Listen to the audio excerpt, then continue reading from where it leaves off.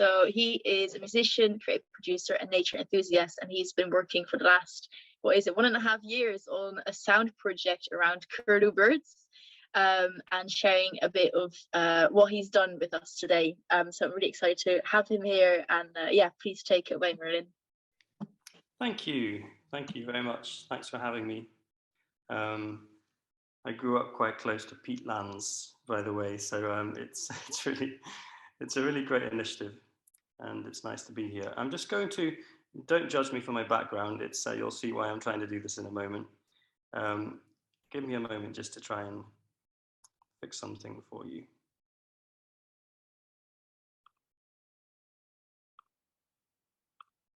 I learned how to do this today, and I don't have a green screen, so I'm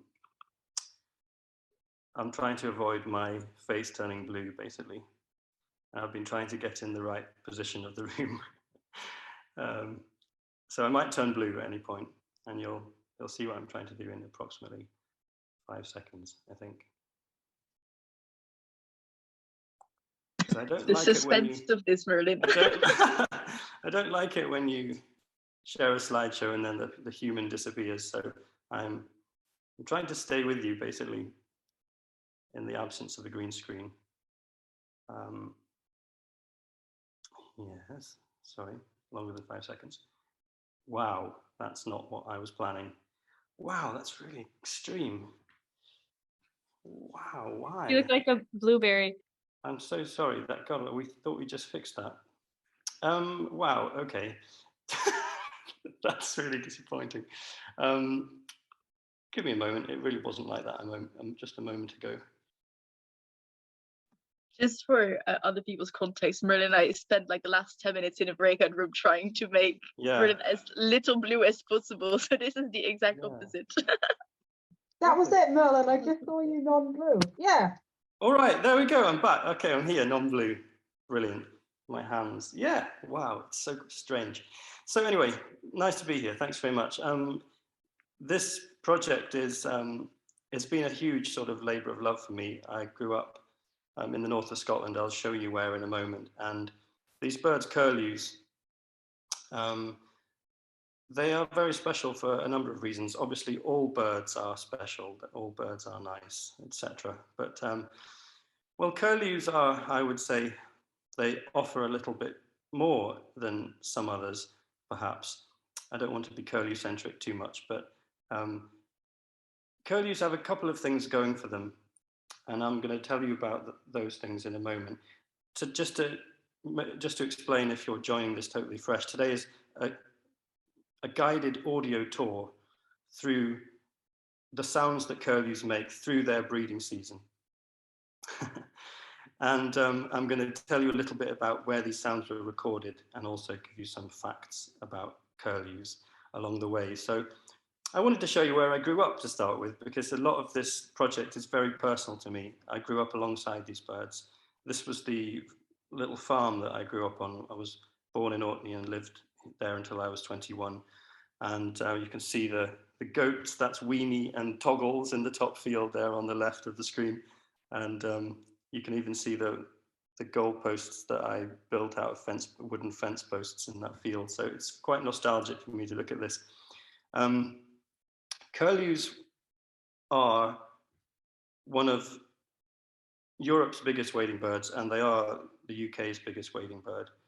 And that's where Orkney is on the map of Scotland, so it's quite far north. It's pretty much level with Helsinki, where I'm currently based. What is a curlew? There's your first, if you don't know what a curlew looks like, there's the first sort of shape, silhouette of a curlew. You'll see straight away that I mentioned that there's some really great things to dive into when it comes to curlews. And one of the two main things is their amazing bill, this huge decurved bill. And the female curlews have the longest bills, and sometimes they get really, really long and sort of architecturally beautiful.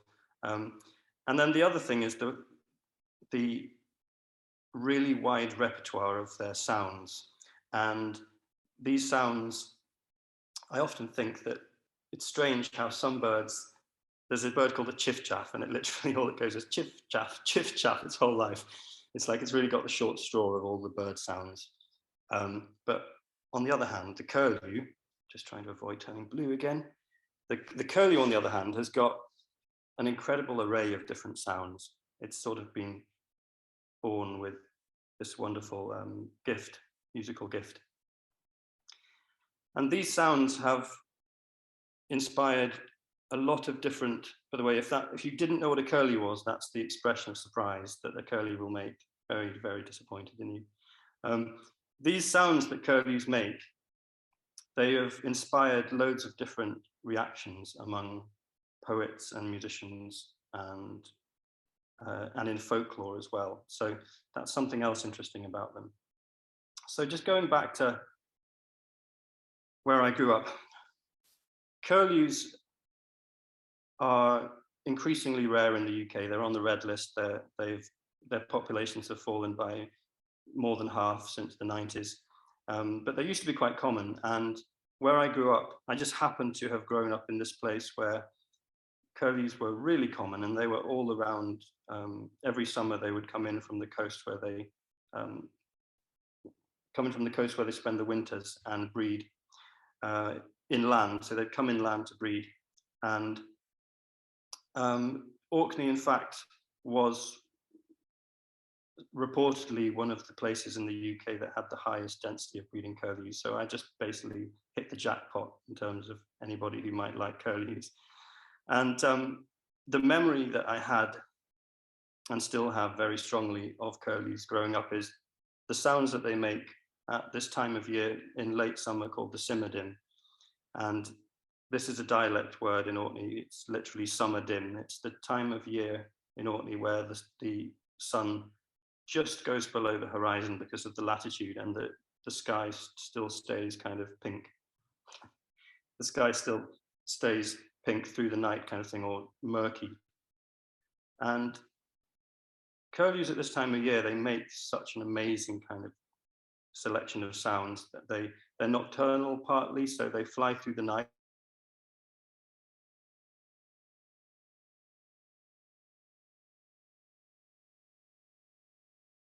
And some of it says that curlews are harbinger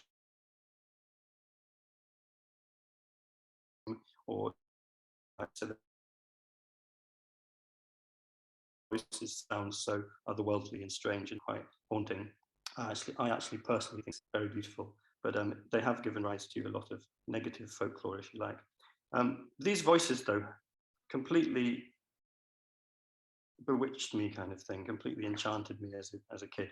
And I used to lie awake with the window open on the latch and sort of having this strange feeling in my chest. I wanted to somehow jump out of the window and become a curlew, but I had this pain knowing that there was no way I could do that, sort of standing on the edge of this divide between humans and curlews and sort of looking wistfully across and feeling the pain. And that feeling never left me. And then I left Orkney, went to university. I've done a few different things since, but never forgot the strength of that feeling and the strength of the magic of curlews. And so when I heard that they were in big trouble, I guess 2 years ago or something, 2 or 3 years ago, I decided I was going to revisit those memories and that experience that I had with curlews as a child. And I began to assemble and speak to other musicians who would be willing to make new music inspired by curlews, because it makes sense to me, because curlews have inspired so much art and so much music. So why not this time for curlews assemble a selection of music to raise awareness and to raise funds for them? So that came to fruition after a long period, and the result was that's fascinating what the Zoom does to my this is not what the album cover looks like, but in my hand I've got the album. It's done quite well. It's raised quite a lot of money. It's and as I said, it's been a huge passion project for me. But it's not just music. There are 2 CDs on this album. It's a double album. There's one CD is full of different and diverse musical responses to curlews from jazz musicians and folk musicians and singer-songwriters and electronic musicians. There's kind of something for everybody, I hope. Well, because it's my project, my song's the title track. I've got a song called Simmerdim, which is the title track, which really is a reflection on those memories I was telling you about. But the other CD on the album is a CD just of the sounds that curlews make through their breeding season. And the reason I wanted to do that is because it seems bizarre to make an album for curlews featuring music when curlews themselves make amazing music. They have a huge vocal repertoire. So I wanted to make sure that their music was a strong part of this project.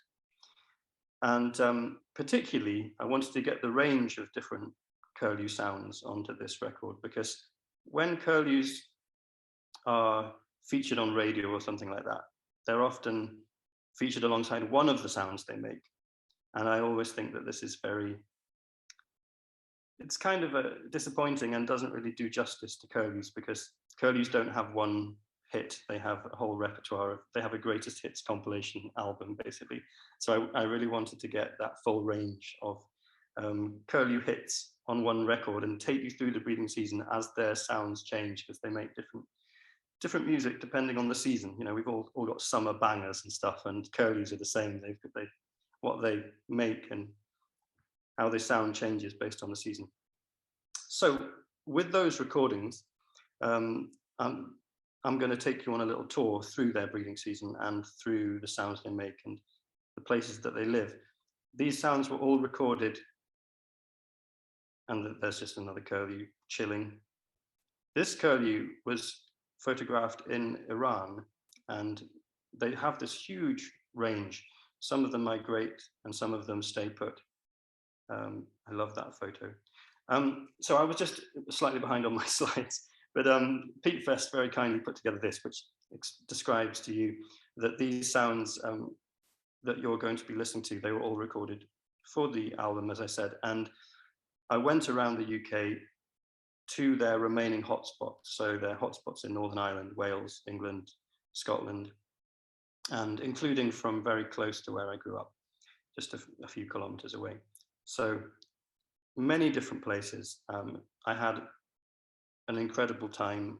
I will show you some of the photos I took along that journey in a short while. Yeah, I had the time of my life, really, and I met a huge amount of really inspiring people working for curlews on the ground, and local people as well. You speak to people about curlews, and often you see something changing in their eyes when they remember listening to curlews when they were young and how maybe those sounds have disappeared. There's something special about curlews. They have some sort of, in my opinion, they have some sort of course, through our eyes and ears, and curlews are just themselves busy being curlews. But to us, through the human lens, there's something strangely elevated about curlews. It's like they have some kind of superpower and some kind of magic. And this is something that gives me hope for their survival, because they capture our imagination in ways that could be quite powerful for them. Here's the record. You'll see that the cover of the album looks slightly better. And this artwork is by a great artist called Tara Ocon. She does lots of beautiful artwork involving birds in these kind of grids. It has a website. I'll take you to that later, but I'm sure you're desperate to start hearing some sounds of curlew. So I'll start right at the beginning of their breeding season. Around April, curlews arrive typically around mid-April. They start returning inland to places like peatlands, to bogs, to farmland, upland farmland. And they start doing these amazing courtship displays. It's the males that do the flight displays. They go on these low arcing flights, and they make a sound which is known as the bubbling call. And this is my favorite type of call that curlews make. You're going to see and hear just in a moment, but it's a little bit like a kettle. I think it's like a kettle slowly coming to the boil. then sort of bubbling over into the landscape.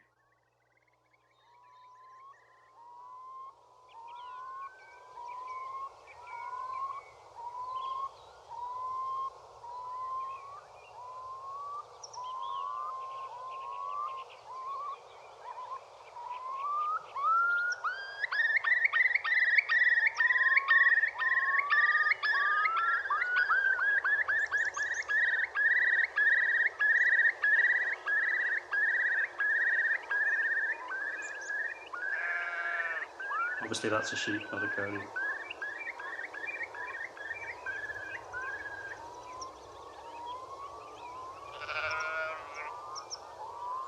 These, of course, are soundscapes.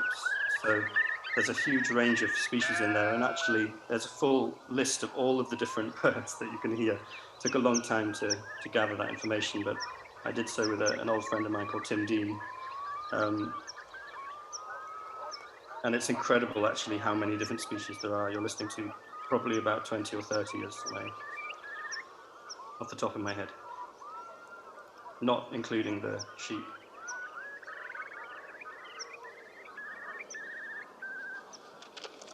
And I think, hopefully, you're hearing this flapping noise. That's actually their wings. That's actually the wings of the curlews.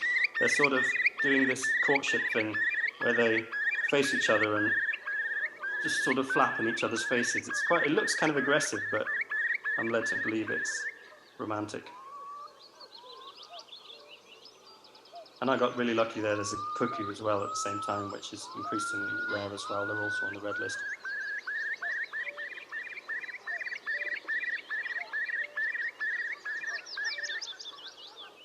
This recording was pretty much taken exactly where this photo was taken. This is just one of my photos I took on my phone. And I was basically behind where the camera is pointing, obviously, and I was recording up on a ridge just behind me.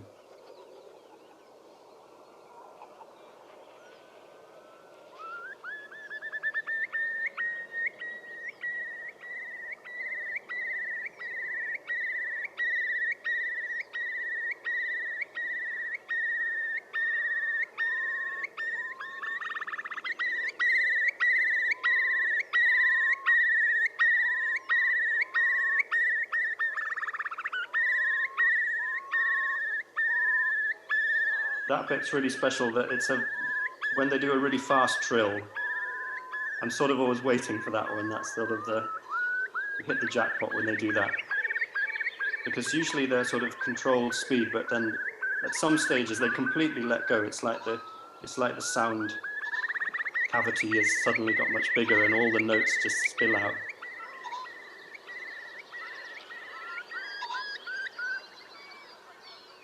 So even just with these sounds, hopefully you've already realized that curlews, they sound incredible. They've got this just amazing voice, and they're not like, well, they're not like a chiff-chaff. Chiff-chaffs are lovely, but there's just something so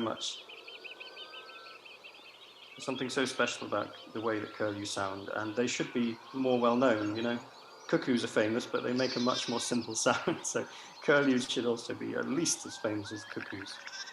I'm just going to stop recording this, stop playing you this one just now, because I've got to get through quite a lot. But I'm just going to show you really quickly another. This was recorded at a place called Geltsdale. It's near Hadrian's Wall in the north of England, and that's just sort of an image of curlew in flight. They kind of look very strangely prehistoric when they're making these calls. So they go on these low arcing flights. They don't really flap their wings too much, and they drag their legs behind them like this. You really do realize that curlews are, they've evolved from dinosaurs in moments like that. So that was down in the valley, the recording you just heard, but I also went really high up in the mountains, and they sound, well, I'm not sure what they're doing up there really, but they don't make the same display flights really high up. They make these really beautiful thin whistle sounds. And I'm going to show you some of those. Again, there's just something so sort of wistful and about this specific whistle. I think it's, again, very beautifully melodic, but so different. And then towards the end of this, I'll try and make sure that there's a bit towards the end. There's this other bird, which I got really lucky with, It's called a golden plover, and it makes this another incredible sound, which is not really well known, partly because you've got to go up right to the top of mountains to hear golden plovers. I'll try and get a little bit of that in too. That's a red grouse, by the way.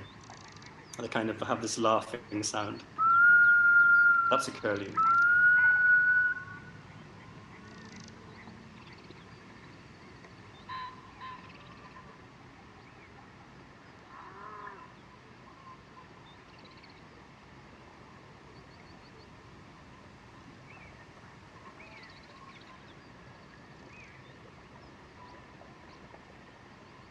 The first time you go up into these really high moorlands in the UK and hear the grouse, it's really a strange thing. You think you're being followed by, I don't know, some kind of witch or something. The little cackle and laugh is really creepy.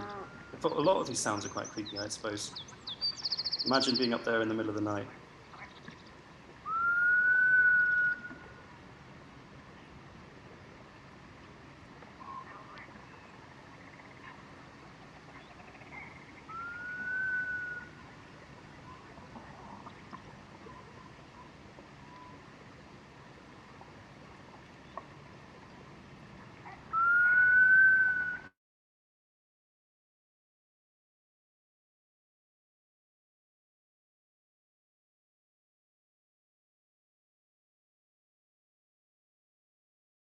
Bubbling coal, you can sort of imagine if you just turn the heat up a little bit, it would turn into that bubbling coal. It's always just simmering down there with a slow whistle, which is something I love. There's so much so much potential in it. And well, there we go. I actually had forgotten that it turns into it. I'm just going to speed towards the ending of this recording and try and catch some of this other bird, which is another type of wader. Curlews are wading birds, and they're the biggest wading bird in the UK. The golden plover is a very little small wader with a much smaller bill. It sounds like this.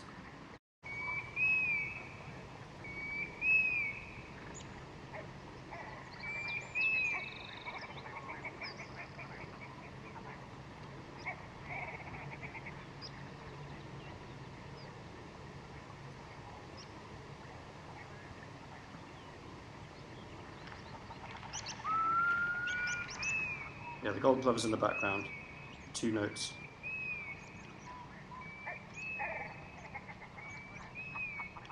So moving on to May. Hope you're enjoying this. Has anybody got any questions at this point?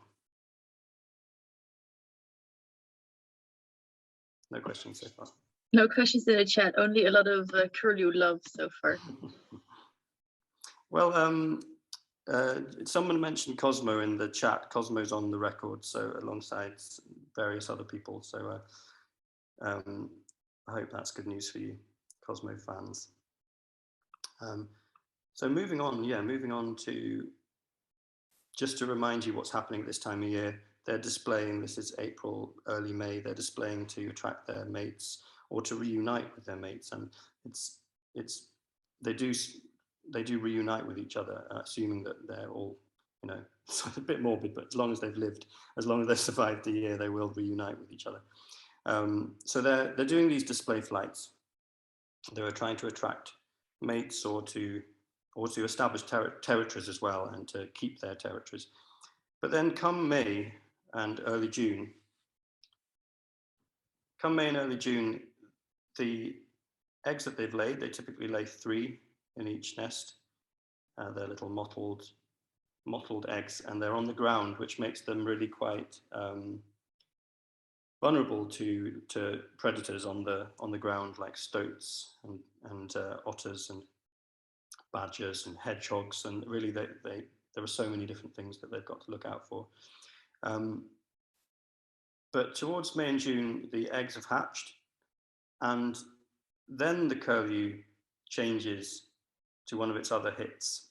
And I'm sorry, I'm slowly getting this strange fungal growth on my face in the chat. It's because the light in my room is changing. It's very regrettable. I kind of slightly regret trying to do this, but anyway, too far in to go out. What was I saying? yeah, the sounds that curlews make suddenly change as soon as the chicks hatch. They switch to this other sound, which is called the alarm call, and sometimes it's called the yakking, the yakking sound. It's a pretty, well, it's not pretty, but that's exactly the point. You know, it's a bit like an ambulance. It's trying to make as much distraction and noise, and to try and distract you from going anywhere near the eggs and the chicks. So this sound it's pretty extreme and harsh, but it's a very special sound, because when you hear the sound, it's not this one, by the way, you'll know when it happens.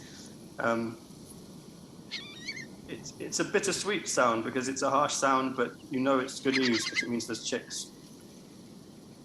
It means there's new life and hope for curlews.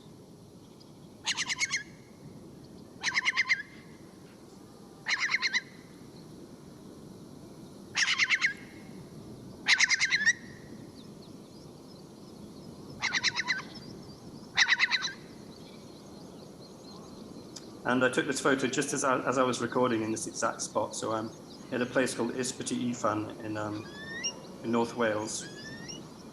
You can tell it's quite a windy day. That's a lapwing. That's also known as a peewit, by the way. Another wading bird with another really special sound. You can tell it's pretty windy out there, and I wasn't going directly where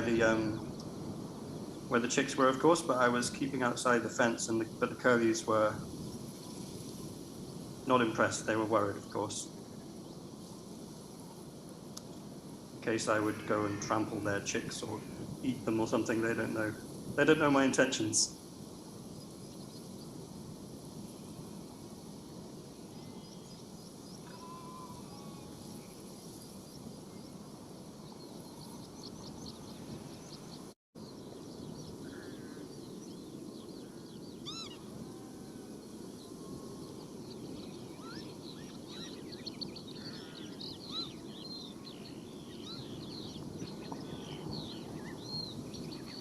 So you're listening to, also in the background, you've got the alarm call.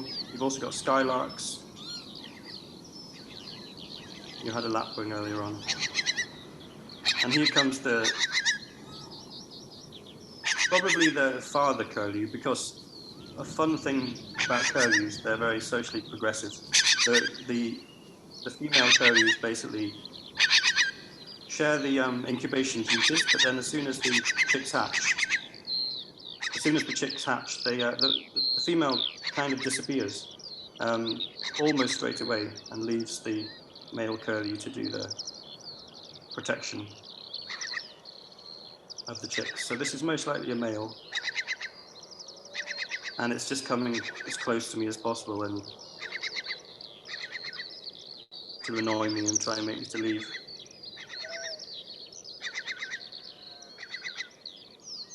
Even this sound, though, for me, this sound is so wonderful, because it's really evocative and makes me think of home. Of course, this would be a sound that I heard every year around May for the first 21 years of my life, and then since then, of course, less. So going back to where they live and hearing these sounds again was, yeah, incredibly emotional. Actually, it was wonderful. It was like sort of getting into a bath, a really nice bath of all of these sounds that I had grown up with and had missed for so long.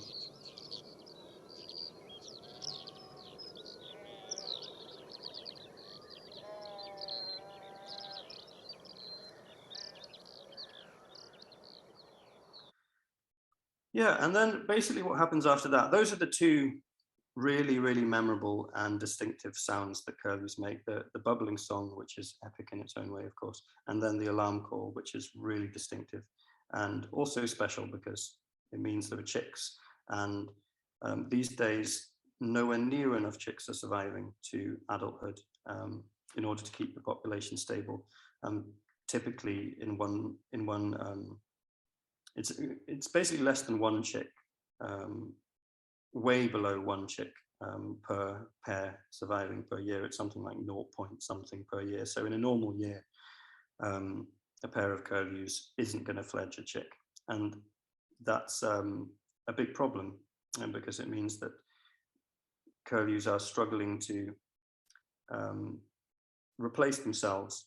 Curlews are quite long-lived. They live about sometimes 20-30 years, which is surprising, and they're also more or less site faithful, so they go back to the same places even if that place has been pretty much destroyed or the habitat's not ideal or there's lots of predators. So they don't always behave in their own interests necessarily. They can't quite keep pace with the change that's taking place on the landscape, and so curlews are returning to these nesting sites quite often and trying to breed, but then they're facing so many different challenges. So increased predation on the ground from various mammals, increased intensification of farming methods, loss of habitats, climate change, destruction of peatlands, for example, and also increased silage cutting. So farmers, of course, have they have to do their work, and they need to make a living themselves. But increasingly in the last few decades, this has meant a lot of silage cutting. So silage is when you cut the grass just as it is. It's not a crop, it's just grass, and it's cut for livestock, and it's fermented in these big bales that you see sometimes in the countryside. But the growing cycle is much shorter for grass, so they cut the fields more. And this means that whereas in the past with cutting a crop like barley or wheat, they would cut it much later and the chicks would have a chance to grow up and then maybe fledge. In a field that's been cut for silage, it's really, really challenging for the chicks to manage to avoid the grass cutters. I guess they're called combines, that's cutting the grass. And then so basically from May to June, July, it's sort of what I've called in my slideshow. Oh, there's me, basically. That's the equipment that I recorded all of these curlews with. I've got this big parabolic dish which picks up lots of the different sounds from the environment, sort of funnels them in. It's quite fun also going around these small communities, people wondering what on earth you're doing, whether you're trying to pick up aliens or something. You get loads of interesting questions. That's just another picture of a beautiful curlew.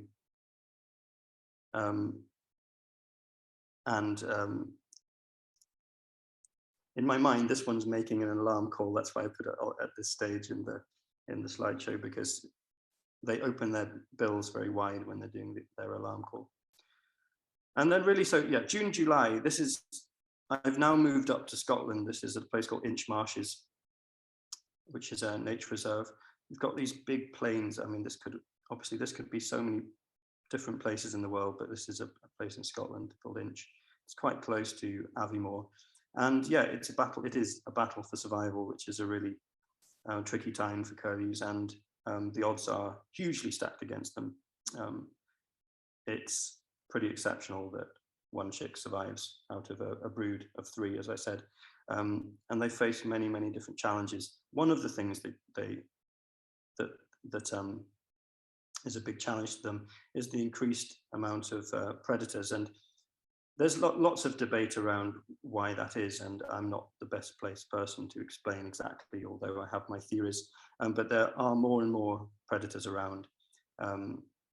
There are corvids, so the crows, and other birds that eat the chicks, but there's also an increased amount of foxes and badgers and stoats, all little ground-dwelling mammals. And as much as I love otters also do eat baby birds that are on the ground sometimes. And the recording I'm going to show you next is something quite unusual that I managed to hear when I was at Inch. I was going along, actually it was at the end of the day, after I'd been recording some sort of breezy sounds on the marshes. And then all of a sudden I heard this really big commotion. and across on one corner of the marshes, there was about 20 or 30 different curlews dive bombing something, this behavior that's called mobbing. Really just all joining forces, acting communally to try and scare off this predator. I wasn't quite sure what it was, but I described the behavior of the birds later on to the local RSPB warden, the local nature warden, and he told me that he'd seen an otter just a few days previously, and based on the behavior that the birds, based on the bird's behavior, basically he said that it was almost certainly an otter that I had seen, or rather that was buried in the grass, because the grass was long enough to conceal it. So this is the sound anyway of a group of curlews in panic mode. There's something, as you'll hear, there's something really ragged about their voices. It's a crisis moment, and I'm sure they lost a chick. At least one of them lost their chick in this moment. So it's unfortunately, this is a reality. This is what happens every summer, and increasingly so.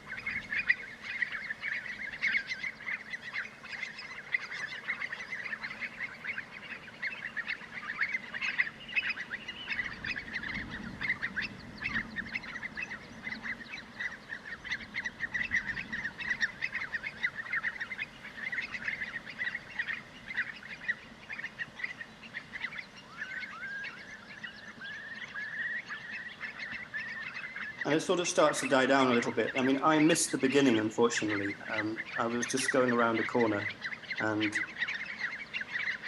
I must have been sort of away with the fairies or something, because I wasn't paying attention, and suddenly I became aware of this commotion, and I just turned the parabolic dish in the direction of the sound, and I sort of just got the tail end of it. So you'll hear right in the beginning, there's this really harsh sound that is very unusual for a curlew to make. I'm just going to go back to it, and it's almost like a scream.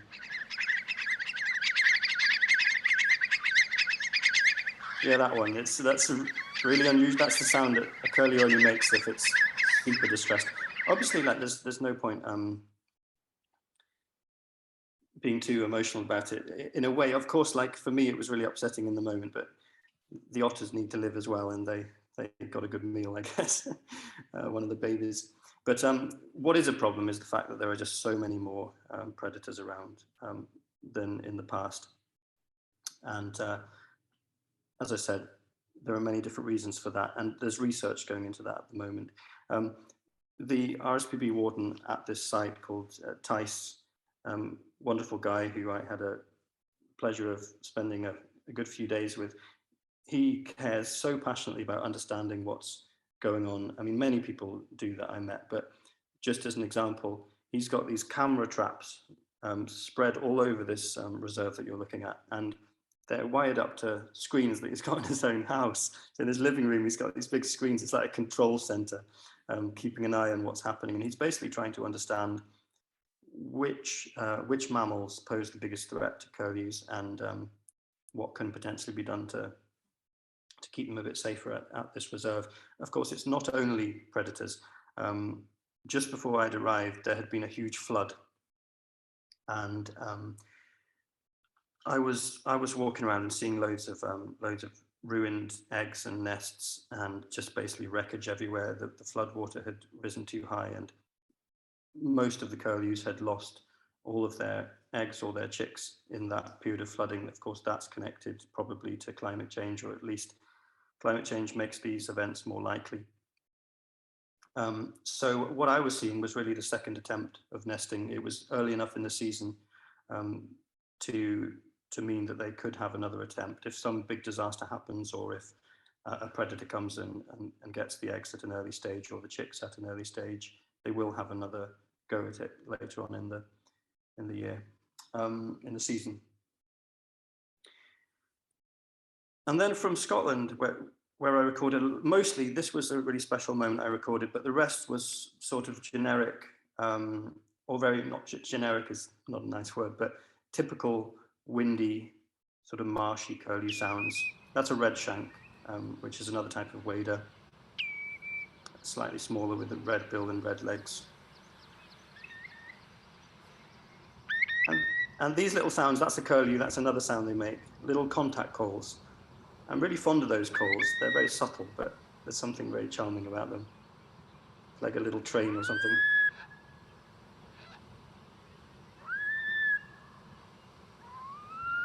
And there's one of the songs, one of the pieces of music on the first disc, which is a collaboration with a British musician called Talvin Singh, who mixes Indian classical music with electronics. And we were trying to find the perfect bit of curlew sound to weave into his production. And actually, in the end, the only thing that did fit was this little contact call, the doo-doo. So if you listen to it, it's this repeating little refrain through his piece.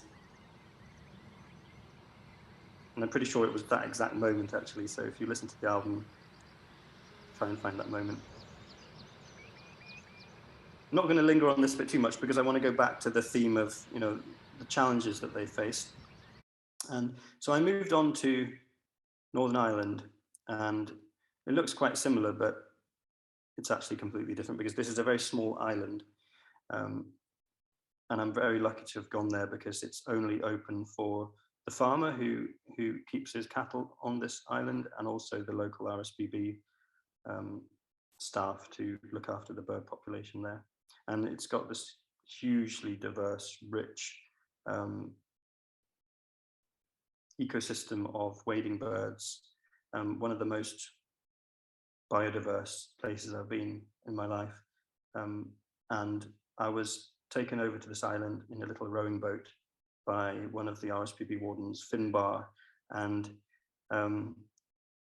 one of the nicest things about this trip was the fact that I got to spend really intense, quiet, real quality time with people who I'd not necessarily ever met before. Just suddenly we found ourselves on a boat or on an island with a whole evening with no distractions, only curlews to listen to. And it was a beautiful time. I'll always remember that. And I've stayed in touch with Finbar and many of the other people. But on this island, there's no farm machinery allowed. That's one of the reasons that it's this haven for curlew still and other wading birds. But in all of the farmland all around, this is near Lower Loch Earn in Northern Ireland. And all the farmland all around at this time of year, you've got just the sounds of tractors and the sounds of silage cutting. All of the fields, they're all being cut. So I was sitting on this island, little island, listening to the curlews, but for a lot of the time, the sounds of the tractors not too far away on the mainland was just absolutely deafening. And it really brought home how much this island and places like this, very few places, are amazing refuges for curlews, but all around basically the curlews have virtually no chance of survival. So I didn't want this album to just be pretty sounds of curlews. I also wanted to get some of these harsh sounds, some of these really significant sounds and human sounds in. So this is the sound that I recorded of silage cutting. You can see top right of the screen, that's the coastline, and the tractors were coming all down that side of the coast. And this time of year, it's just like Orkney, it's just like where I grew up. The farmers are trying to maximize productivity and they're trying to cut as much grass as possible.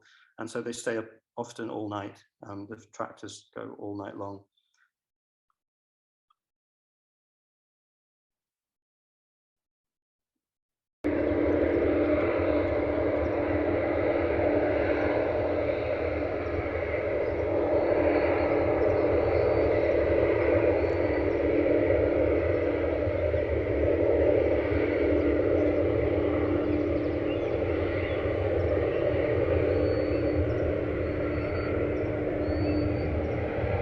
high-pitched whistle is not a curlew, but another wader called a common sandpiper, a very small little wader.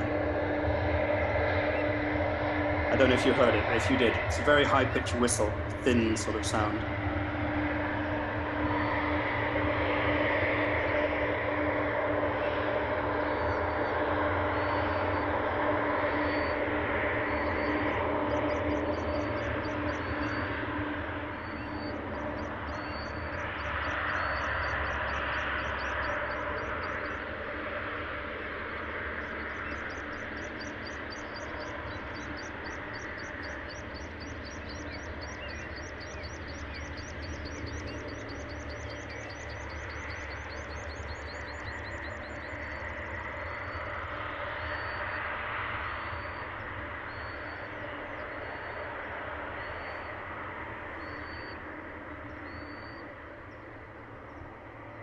I guess I have a few thoughts when I'm listening to this track, and I think it's, there were some Amazon reviews for the album, and it's got really good reviews, but one person said, oh, it's not even birds, there's like machinery on it. He gave it a really bad review. I'm proud that there's a tractor on there. I think it's important, and I'm glad that I did it. And it was actually Finbar's suggestion when we were walking about, because I was trying to position the microphone away from the tractors, and he was like, no, I think we should get that in there. And I mean, I basically agreed with him straight away and decided to do that. That's a cow just coughing.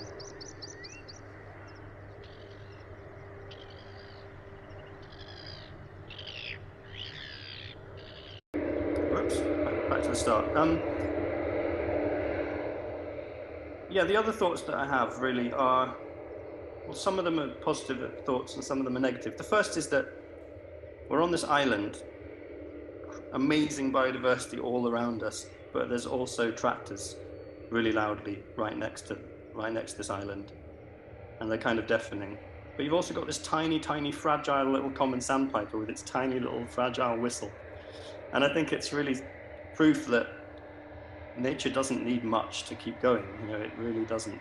It just needs one little island setting aside, and that's enough for all this biodiversity to exist right next to tractors and right next to farming.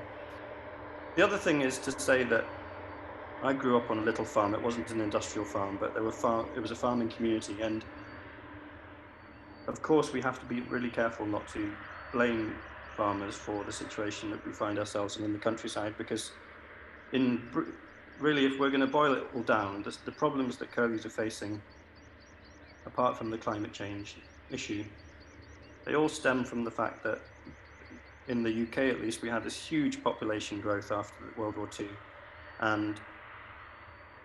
or at least significant population growth, and basically we had no choice but to really increase productivity from the land. Our population was growing so much, so basically farmers were under pressure to increase productivity, intensify, and feed the people, basically. So the pressures that curlews are under result from the pressures that the landscape is under, and the land, and that stems from the fact that our populations were growing, still are growing, and so farmers had to intensify and had to increase yields. And of course, there's a cost to all of that, but it's not necessarily the farmer's fault, so we have to work with them.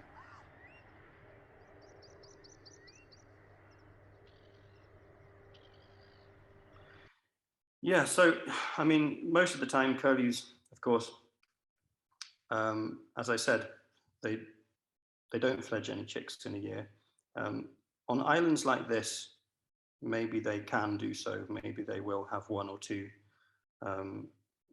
realistically one, because there's still ravens and crows and mammals, predators that are land-based. You might be surprised how far they can swim onto these islands as well. It's not a big protection. So they're still vulnerable, but they at least don't have to face the tractors and the farm machinery, and they don't have to face dogs on people's leads or off leads. And so the pressures are slightly less. And in reality, the situation is that we're going to lose. We can't completely U-turn what we're doing with the land. So we are going to lose curlews from more of the UK. But that's why places like this, nature reserves and hotspots for curlews, are really, really important. I have a friend who wrote a great book about curlews that I'd thoroughly recommend, called Curlew Moon. And that name, by the way, relates to the Latin name of the curlew, which is Numenius aquata. And Numenius means new moon, and aquatus means, it refers to an archer's bow. So both of them relate to the shape of the curlew's bill in a kind of magical way. So it's sort of like the new moon bow-beaked bird, which is a nice little bit of trivia for you. But in Mary's book, Curlew Moon, she's got one chapter. Chapter 6 is about peatlands. It's called Into the Bogs. And in Ireland, where curlews have almost completely disappeared, there's very few. And I mean, really, like, we're talking, in some places, just you can count them on your hand. So they're almost gone, just like the corncrake left a few decades ago, or became extinct in Ireland as a breeding bird. Mary also uses this metaphor about salt with curlews that I love. So basically she says that when you hear a curlew in the landscape, it's like you're adding salt and pepper to a dish. It suddenly makes the whole landscape come alive, and a landscape without those sounds is a bit bland. And my sort of attitude after talking to a lot of farmers who have seen the changes in land use, I spoke to some farmers in Northern Ireland, for example, who had farmed the same land for 2 or 3 generations, and they remembered where curlews were everywhere, lapwings were all over the place, but they also remembered the time when they were put under huge pressure by the government and by the population, growing population, to increase productivity, as I said, and curlews were not really in their consideration at that point. They were improving the landscape, and by improving I mean not for curlews but for growing food. So they were flattening things, they were draining bogs and marshes, and they were increasing productivity. And they saw, this one person I spoke to told me that he remembers the huge drop in curlew numbers, and he's actually working for the RSPB now. He's on the side of the curlews. But my attitude after speaking to farmers and to the scientists that I came across and the people like Tice working on the ground is that, yeah, we're going to lose more curlews. It's pretty much unavoidable at this point. It's too far, it's gone too far, and they've been decreasing for too long. But if we can just hold on to these strongholds, these hotspots for curlews, and maybe at some point we can reseed the UK in the coming decades if we find better ways to live slightly more in tune with our environment and to give more spaces for wildlife. So as long as we keep hold of these hotspots for curlews, and as long as we keep them precious, then there's maybe a chance that we can eventually sprinkle that salt more widely and make the landscape better for all of us, for curlews and for people. I finished the sound recording in Northern Ireland, and I want to finish, somehow I've timed this quite well, total accident. I want to finish with my favorite recording I think that I made, just to show you that the battle for survival really goes around 24/7. There's no let up for curlews. And it was very late at night in County Antrim, and I was sitting on this hill after the sun had gone down, and here's my proof of the light, the condition of the light. That's my sound recording, that's my mic screen, but night sky behind it. I got to hear another wading bird, another really special bird called snipe. Snipe make 2 particularly great sounds. One of them is called chipping. It's on the ground, and it's sort of like it's another kind of contact call between them, and it's much more sort of basic and repetitive. But they make this other sound, and you'll hear the chipping, but they make this other sound where they fly really, really high up, and then they fall in a spiral kind of motion. And they've got these modified tail feathers, snipe, S-N-I-P-E, by the way. They've got these modified tail feathers, which they vibrate as they're falling. The flow of air through these feathers causes this crazy shimmering mechanical sound. It's one of the most amazing sounds I've heard. And I've always wanted to make a recording of curlews and snipe at the same time. And it's called drumming.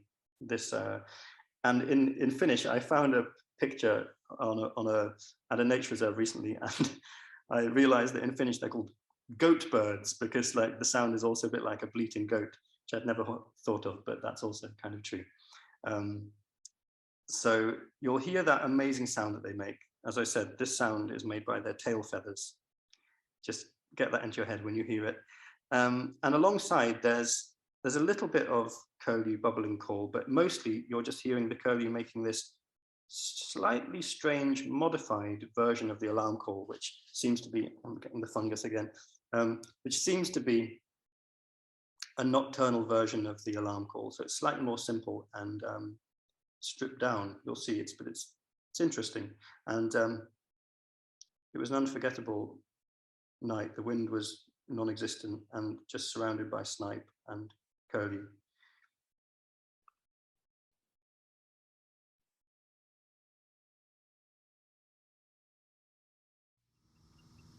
So this is the chipping, chip, chip, chip, chip, chip.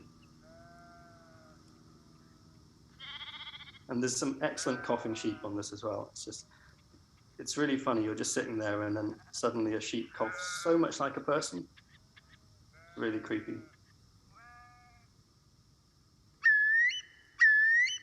This, by the way, this is the sound that curlews get their name from. This is curlew is an onomatopoeic word.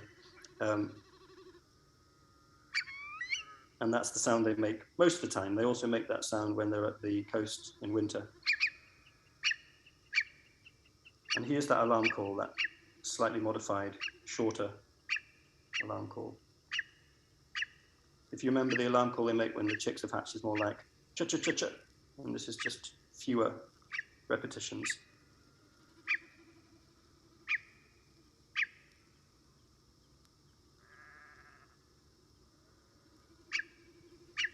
You can even hear the insects on this recording, the wings of insects.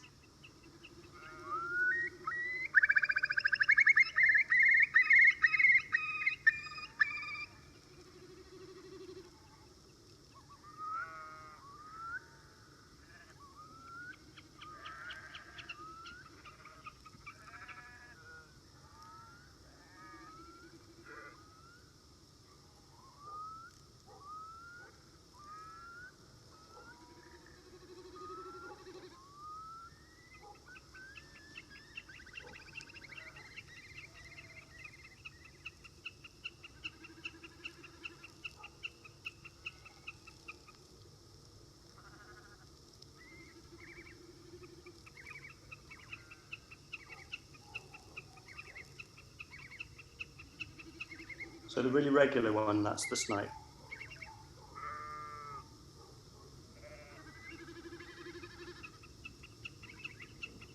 The snipe.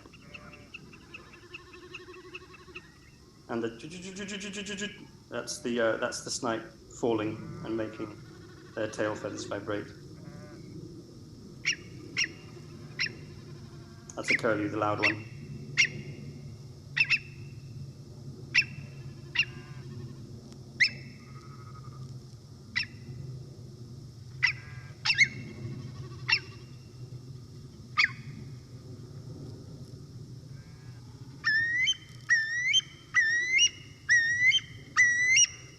And that's the curlew saying its name, of course.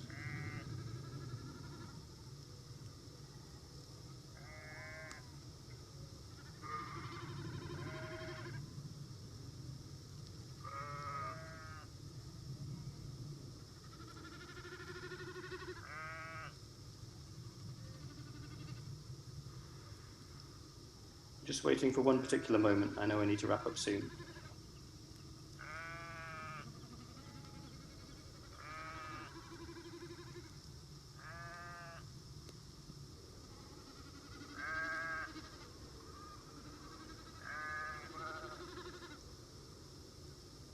When you're just standing in a field for hours. Oh, here we go.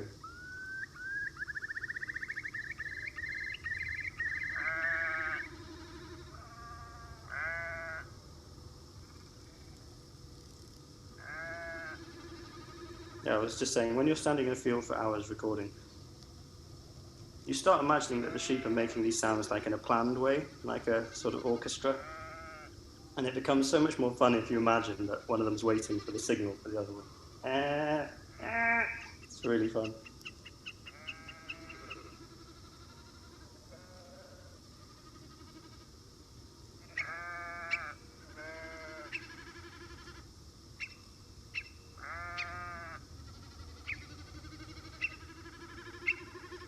I'm just going to forward to the ending of this, just so you can hear the best snipe drumming that I managed to record. It's getting louder slowly, but this is a really long recording, this one.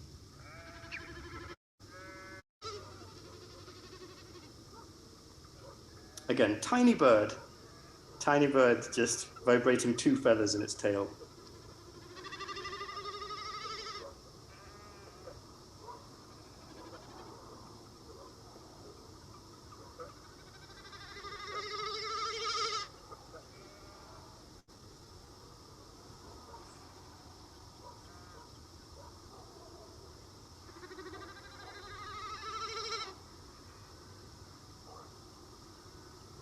Of course, all of these birds are really important for curlews.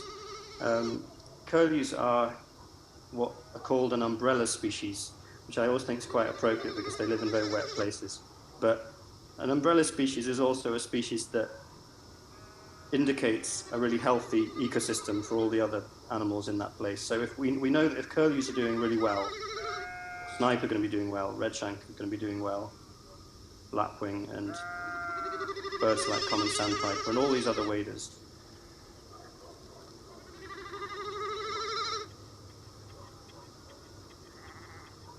It's just the same as everything else. It's all interconnected, and looking after one thing means looking after the rest.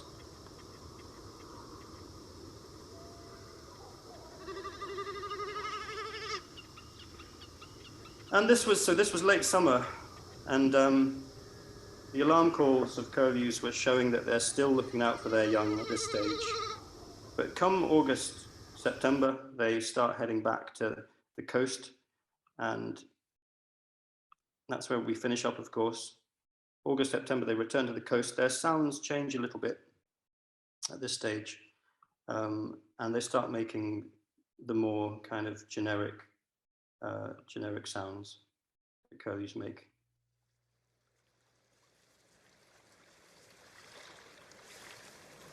And of course, you still do hear them, but especially if you live on a small island where the sea is everywhere and the difference is not so big. But if you live in really far inland, then at this stage, the curlews are gone, and you're not going to hear them again until the spring. So this generic curlew call is the one that you'll hear all year round.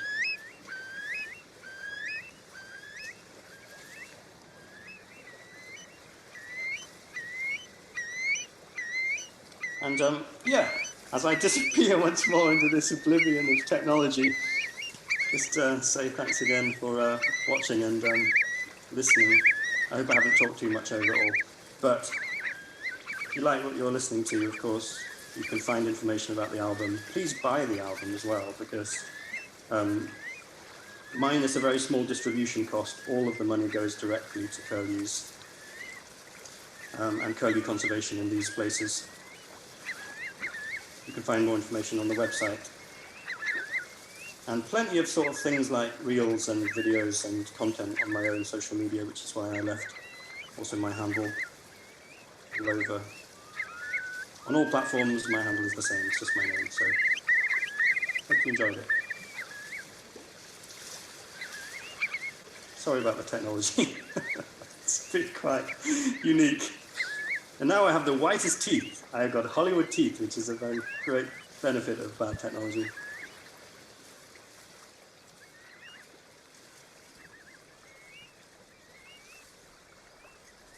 Thank you so much, Merlyn. You're welcome. And the album, we can buy it via the website. Is that correct, or is there another place? Yes, there's a link on the website, but there's also the best place to buy it from is Bandcamp, and I'll just put a link in the chat for anybody who is wanting a really quick link to the right place.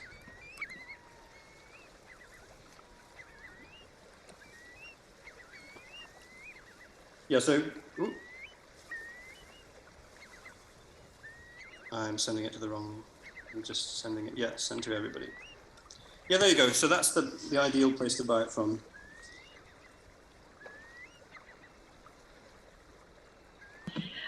Are you happy to stick around for a few questions? Of course, yeah. I don't know how to, I'd quite like to return normal.